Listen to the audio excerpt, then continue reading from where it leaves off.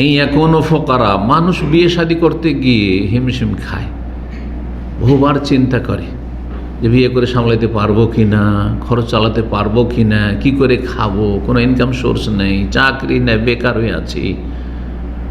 আল্লাহ বলছেন যে ওসব চিন্তা করিও না। এই এখনো ফোকারা, যারা বিবাহ বসতে যাচ্ছে, বিবাহ করতে যাচ্ছে, তারা যদি ফকির মিসকিনও হয়, দরিদ্র হয়, অভাবী হয়, ইউগনিহুমুল্লাহু মিন ফাদলিহি, আল্লাহ তার অনুগ্রহপূর্বক ফজল করমে তাদেরকে আল্লাহ কি করে দেবেন, অভাবমুক্ত করে দেবেন, সচ্ছল করে দেবেন। নামাজের ভিতরে বেশ কিছু বিধিবিধান রয়েছে, যার কিছু হচ্ছে রুকুন, সালাতের পিলার এগুলো। আসসালামু আলাইকুম রহমতুল্লাহ ওয়া বারাকাতুহু। সুন্নাহ ভিত্তিক কোরআন এবং হাদিসের আলোকে যেইভাবে রাসূলুল্লাহ সাল্লাল্লাহু আলাইহি সাল্লাম বিয়ে শাদী করেছেন, সাহাবায়ে কেরামদের বিয়ে শাদী করিয়েছেন এবং তারা নবী সাল্লাল্লাহু আলাইহি ওয়াসাল্লাম থেকে শিখেছেন, সেই তরিকার অনুসরণ করে বিবাহ শাদী করা বরকতের কারণ আপনি একটি নেকির কাজ করছেন। নেকির কাজ মানে ইবাদত। বিয়ে শাদী হচ্ছে একটি বড় নেকির কাজ, যার মাধ্যমে অর্ধেক ঈমান পরিপূর্ণ হয়। গত সপ্তাহের আলোচনাতে বিষয়টি এসেছে, হাদিস উল্লেখ করেছে যে নিসফুদ্দিন, অর্ধেক দিন পুরা করলেন বিয়ে শাদীর মাধ্যমে। এখন আপনি ফরজ ওয়াজিব আদায় করার মাধ্যমে, হারাম নাজায়েজ থেকে বেঁচে থাকার মাধ্যমে, আল্লাহ রাব্বুল আলামিনের সন্তুষ্টিমূলক কাজের মাধ্যমে, অসন্তুষ্টির কথা কাজ থেকে বেঁচে থাকার মাধ্যমে বাকি দিনটা পূর্ণ করেন, তাহলে আপনি পূর্ণাঙ্গ দিনদার। বিয়ে শাদীর বিধিবিধান অন্যান্য বিধানের মতোই, এমনকি সলাৎ, যে সলাৎ সম্পর্কে জানা আছে আপনাদের, সলাৎ নামাজের ভিতরে বেশ কিছু বিধিবিধান রয়েছে, যার কিছু হচ্ছে রুকুন, সলাতের পিলার এগুলো। কয়টি রুকুন ফরজ? 14টি। কিছু আছে ওয়াজিব। কয়টি ওয়াজিব সলাতে আছে? 8টি। কিছু আছে শর্তগুলিও ফরজ, কিন্তু শর্তগুলি সলাত শুরু করার আগেই কমপ্লিট করতে হয়, এই জন্য ওগুলোকে শর্ত। আর সলাতের ভিতরে যেগুলো ফরজ সেগুলোকে রুকুন বলা হয়, যেগুলি ছাড়া সলাত হবে না, ভুলে গেলেও হবে না। আর ওয়াজিব যেগুলি ভুলে গেলে ঘাটতি পূরণ করা সম্ভব হয়। তাহলে যে 8টি ওয়াজিব রয়েছে সেগুলি কোনোটি যদি ইচ্ছা করে ছাড়ে সলাত হবে না। আর যদি অনিচ্ছাকৃত ভুলবশত ছুটে যায় আর তারপরে ঘাটতি পূরণ করতে চায়, তো সহসিদ্ধা দিয়ে ঘাটতি পূরণ করতে পারবে। কথা বোঝা গেছে? কিন্তু এগুলি সব কিন্তু সলাতের ভিতরে, রুকুন আর ওয়াজিবগুলি।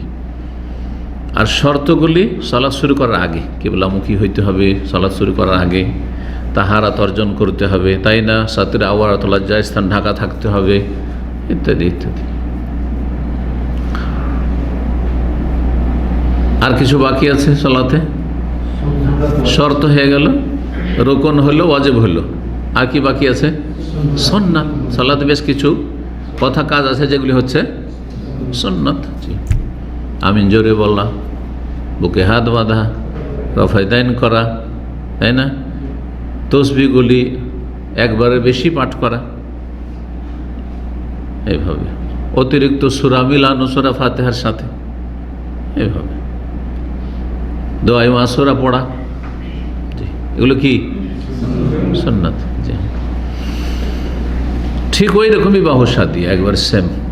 বিবাহ শাদীর জন্য কিছু শর্ত রয়েছে, কিছু রুকুন একেবারে ফরজ না হইলে বিয়ে হবে না, একবার বাতিল। আর কিছু আছে ওয়াজিব, আর বাকি কিছু আছে সুন্নাত। এই সবগুলি মিলিয়ে বিয়ে, ইসলামিক বিবাহ। সূরা নূরের আয়াত নম্বর 32 পাঠ করেছি, সেটা দিয়ে শুরু করি। আল্লাহ রাব্বুল আলামিন ইরশাদ করছেন, যার অভিভাবক দায়িত্বশীল তাদেরকে, বিশেষ করে মেয়েদের বিবাহের ক্ষেত্রে, কারণ ছেলেরা নিজে বিয়ে করে নিতে পারে, তাদের জন্য ওলির কোনো প্রয়োজন হয় না। সাবালক হয়েছে, টাকা পয়সা আছে, বিয়ে শাদী করে সামলাইতে পারবে, স্ত্রীর খরচ ভরণ পোষণ দিতে পারবে, বাসা দিতে পারবে, বিয়ে করে নিতে পারে। বা যদি পরামর্শ চাইবে, বিয়ে দেয় তো ঠিক আছে, না হলে বিয়ে ছাড়া গুনাহ থেকে বাঁচতে পারছে না, বিয়ে করে নেবে, কোনো রকম গুনাহগার হবে না, কারণ গুনাহ থেকে বাঁচা ফরজ। আর বিয়ে ছাড়া যদি গুনাহ থেকে বাঁচা সম্ভব না হয়, তাহলে বাপ যদি বাধা দেয়, বিলম্ব করে, তাহলে বোঝাবার চেষ্টা করতে হবে। আর তারপরে যদি না মানে বিয়ে করে নেবে।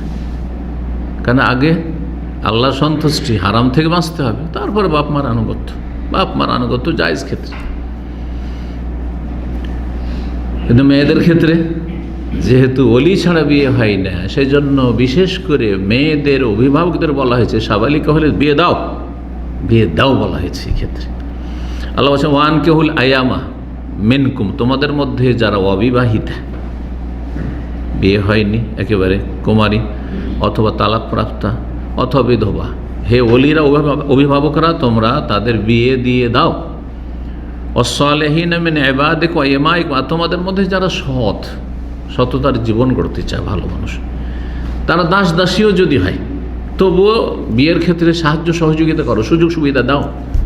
দাস দাসীর যুগে যখন দাস দাসী ছিল, অথচ দাস দাসী হচ্ছে পরের অধীনে, তার কোনো ব্যক্তি মালিকানা নেই, তারপরে যদি মনিবরা বিয়ে শাদী দিয়ে দেয় তাদেরকে গুনাহ থেকে বাঁচাবার জন্য, কারণ তাদেরও শারীরিক চাহিদা রয়েছে, যদিও তারা কৃতদাসী, এই ক্ষেত্রে উৎসাহিত করেছেন। তাহলে দাস দাসীদের বিয়ের ক্ষেত্রে যদি আল্লাহ নির্দেশ দেন, উৎসাহিত করেন মনিবদেরকে, মালিকদেরকে, তাহলে যারা স্বাধীন মানুষ, নর নারী, তাদের ক্ষেত্রে, মেয়ে ছাড়া ছেলেদের ক্ষেত্রে, ছেলেরা সাবালক হয়েছে আর বাপ সচ্ছল, বিয়ে শাদী দিতে পারবে, কোনো বাধা নেই, অথবা সে নিজেই বিয়ে করতে পারবে। আর বলছে না না না না, তোমার এখন সিরিয়াল আসেনি, এখন তো তোমার বড় ভাইয়েরই বিয়ে হয়নি, এখন আমার মেয়েগুলোরই বিয়ে হয়নি, হ্যাঁ সব সারবো তারপর। আউযুবিল্লাহ, হারাম কাজ এগুলো বাম্পায়ের জন্য। গুনাহ থেকে বাঁচাইতে হবে, মানে গুনাহ থেকে বাঁচার ক্ষেত্রে সার্বিক সহযোগিতা করতে হবে। ছেলের যদি আর্থিক যোগ্যতা না থাকে কিন্তু বাপের যোগ্যতা আছে, তাহলে বাপের 2-3টে বিয়ের চাইতে বেশি গুরুত্বপূর্ণ ছেলের বিয়ে দাও। কারণ জাহান্নামে চলে যেতে পারে আপনার ছেলে পাপের দিকে চলে গেলে।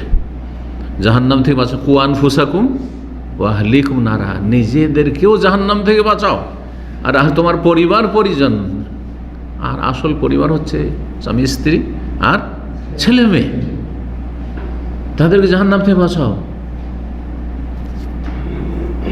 এই এখনো ফোকারা, মানুষ বিয়ে শাদী করতে গিয়ে হিমশিম খায়, বহুবার চিন্তা করে যে বিয়ে করে সামলাতে পারবো কি না, খরচ চালাতে পারবো কি না, কী করে খাবো, কোনো ইনকাম সোর্স নেই, চাকরি নেই, বেকার হয়ে আছি।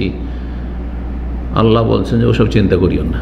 এই এখনো ফোকারা, যারা বিবাহ বসতে যাচ্ছে, বিবাহ করতে যাচ্ছে, তারা যদি ফকির মিসকিনও হয়, দরিদ্র হয়, অভাবী হয়, ইউগনিহুমুল্লাহু মিন ফাদলিহি, আল্লাহ তার অনুগ্রহপূর্বক ফজল করমে তাদেরকে আল্লাহ কী করে দেবেন, অভাবমুক্ত করে দেবেন, সচ্ছল করে দেবেন। বাস্তব সত্য, যে কোনো ব্যক্তি টাকা পয়সা সঞ্চয় করতে শিখেছে, জমাতে শিখেছে, অথবা তার বিভিন্ন দিক থেকে রিজিকের রাস্তা খুলেছে বিয়ে শাদীর পরে। কিছু লোক আছে আগে থেকে রাস্তা খুলেছে রিজিকের, কিন্তু বাঁচাইতে পারে না, কিন্তু বিয়ে শাদীর পরে না, এটা দায়িত্ববোধ, দায়িত্ব জ্ঞান এসেছে যে না, আমার এখন চিন্তা করা উচিত, আমাকে সব কিছু চিন্তা ভাবনা করে করতে হবে। আমার স্ত্রী আছে, তারপরে ছেলে মেয়ে এসে গেছে অথবা আসতে যাচ্ছে, ইত্যাদি ইত্যাদি, ভবিষ্যৎ আছে। এইসব চিন্তাগুলি অবিবাহিতদের সাধারণত হয় না। মাশাআল্লাহ ব্যতিক্রম কিছু আছে ভালো প্রকৃতির, সেটা ভিন্ন বিষয়। আল্লাহু ওয়াসিউন আলিম, আল্লাহ রাব্বুল কাছে কোনো অভাব নাই, তিনি প্রাচুর্যময়, যা চাইবে তাই পাবে। নিয়ত যদি সৎ থাকে যে আল্লাহ আমি গুনাহ থেকে বাঁচবার জন্য বিয়ে করছি, তুমি রিজিক দাতা রাজ্জাক, তোমার নাম রাজ্জাক, তুমি রিজিকের ব্যবস্থা করো, তুমি আমার যত প্রয়োজন রয়েছে তুমি পুরা করে দাও, আল্লাহ পূরণ করবেন। এবং আল্লাহ সব কিছু জানছেন, আলিম। রাসূলুল্লাহ সাল্লাল্লাহু আলাইহি ওয়াসাল্লাম থেকে আব্দুল্লাহ ইবনে মাসউদ রাদিয়াল্লাহু তাআলা আনহু বর্ণনা করেছেন, বলছেন ক্বালা লানা রাসূলুল্লাহ, আমাদেরকে একবার রাসূলুল্লাহ বললেন, ইয়া মাশার শাবাব, হে যুবকরা, মান ইসতাতা মিনকুমুল বাআ, তোমাদের মধ্যে যারা বিয়ে করতে সক্ষম।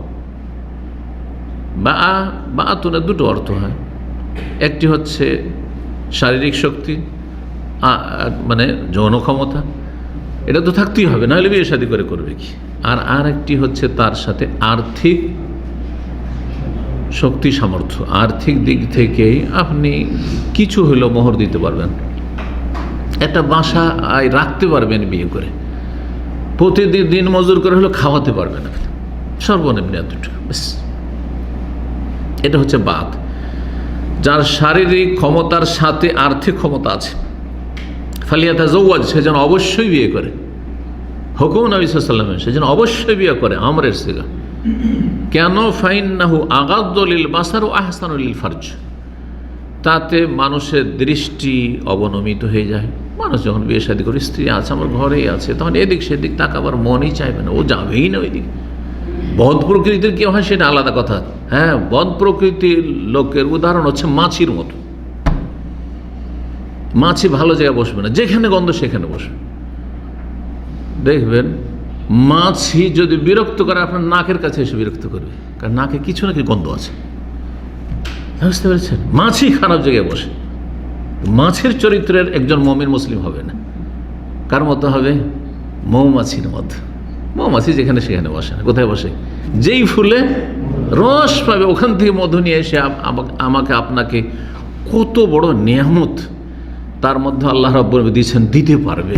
মৌমাছি সব জায়গায় বসে না, মৌমাছির মতো হয়। ভালো মানুষ হবে ওইরকম। তো যেটা বলছিলাম, বিয়ে করো, তাতে দৃষ্টি নেমে যাবে। ও আহসানুল লিল ফারজ, আর লজ্জা স্থান সুরক্ষিত হয়ে যাবে। হারামের কোনো রকমের ঝুঁকি থাকবে না। সমকামিতার ফিতনা থেকে বেঁচে থাকবে, ব্যভিচারের ফিতনা থেকে বেঁচে থাকবে, আর কারো সাথে অবৈধ প্রেম থেকে বেঁচে থাকবে।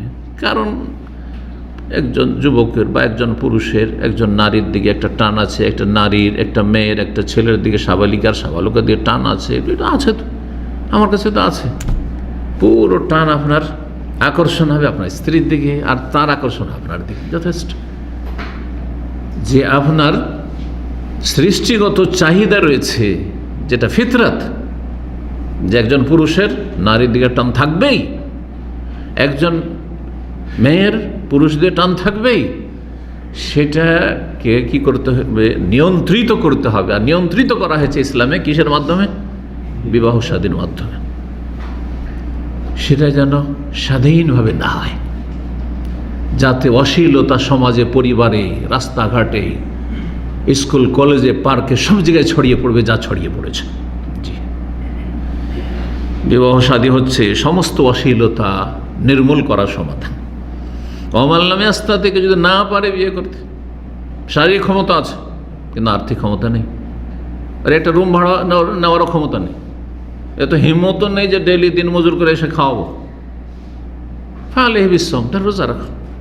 অথবা পরিস্থিতি ঠিক আছে, এগুলো পারবো, কিন্তু এখন আমি বাইরে আছি, এখন বিয়ে করে নিয়ে করবেন কি? বিয়ে করলেন দেশে, 2 বছর আরও যাবেন না, যে না দেশে গিয়ে বিয়ে করব। এই 2 বছর কি করে কাটবে? যৌবন, হ্যাঁ? অথবা ভালো মেয়ে পাচ্ছেন না, একটা মেয়ে ভালো ছেলে পাচ্ছে না, দিনদার ছেলে পাওয়া যাচ্ছে না, বিলম্ব হচ্ছে বিভিন্ন কারণে। তো ফালাইহি বিসসাম, তখন সিয়াম পালন করে রোজা রাখা বেশি বেশি। এই রোজা রাখার হুকুম শুধু ছেলেদেরকে নয়, পুরুষদেরকে নয়, যেমন যুবকদেরকে তেমনই যুবতীদেরকে। ফাইন্নাহু লাহু ওয়াজা, এতে হবে কি যে তোমার যৌন ক্ষুধা নিবৃত্ত হবে, মানে দমন থাকবে, ঠান্ডা থাকবে, উত্তেজিত হবে না, গোনা থেকে বেঁচে। সহিহ বুখারী, সহিহ মুসলিমের হাদিস। মেয়েদেরকে বিয়ে করলে মানুষরা 4টি গুণ দেখে। নবী সাল্লাল্লাহু আলাইহি ওয়াসাল্লাম 4টি গুণ দেখতে বলেননি, আমাদের সব বক্তারা ভুল করে। কি বলে? তুনকাহুল মারআতু লিআরবাইন, 4টি গুণ দেখে বিয়ে করো। ভুল ফতোয়া এবং ভুল ব্যাখ্যা রাসূলুল্লাহ সাল্লাল্লাহু আলাইহি হাদিসের। মানুষকে বিভ্রান্ত করা হচ্ছে 4টি গুণ দেখতে গিয়ে। সবই ঠিক আছে, দিনদারি আছে, যে সুন্দরী নয়, হাদিসে যে সুন্দরী দেখতে বলা হয়েছে ও সুন্দরী খুঁজে বেড়াচ্ছে, অথচ দিনদার, সহি আকিদা, সহি মানহাজ করছে, আর কত কি সালাফি করছে, আহলে হাদিস, আর এদিকে সুন্দরী না হলে বিয়ে করবে না। কারণ ভুল বুঝিয়েছে মোল্লারাতে যে 4টি গুণ দেখে বিয়ে কর। না, 4টি গুণ দেখে বিয়ে কর।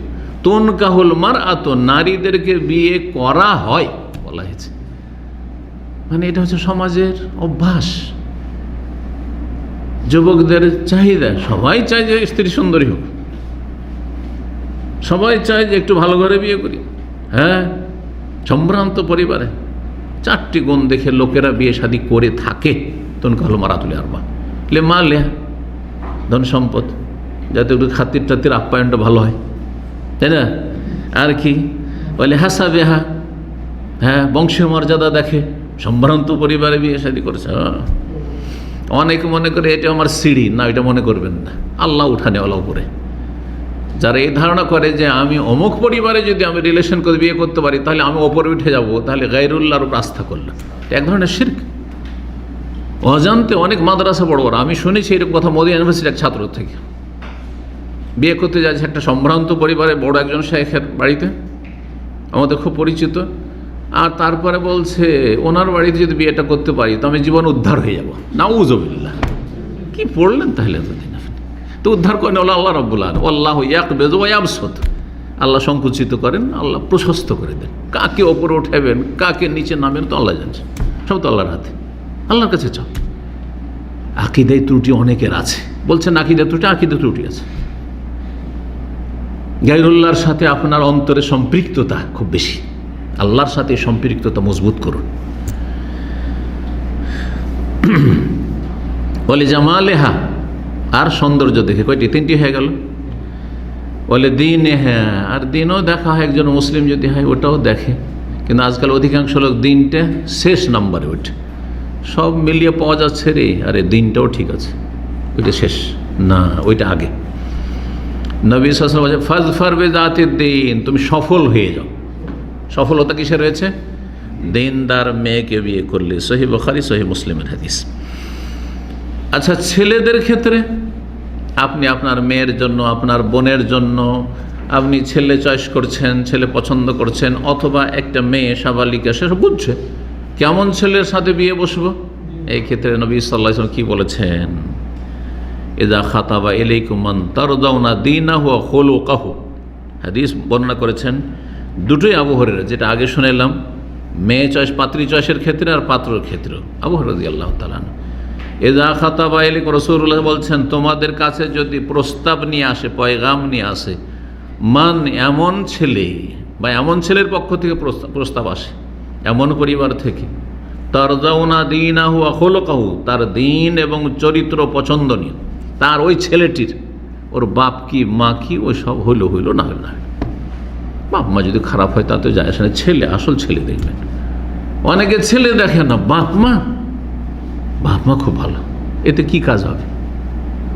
সংসার করতে হবে সেই ছেলের সাথে, ছেলে দেখতে হবে আসল, যার দিন, যেই ছেলের দিন পছন্দ এবং চরিত্র পছন্দনীয়। ফাযাওয়াজুহু, তাহলে বিয়ে দিয়ে দাও। এটা না করলে বড় ফিতনা ফাসাদ হবে আর বড় অঘটন ঘটবে। হাদিস তিরমিজিতে রয়েছে, ইবনে মাজাহ মুস্তাদরাক হাকিমে হাদিসটি হাসান। আল্লাহ বুঝার তৌফিক দান করুন।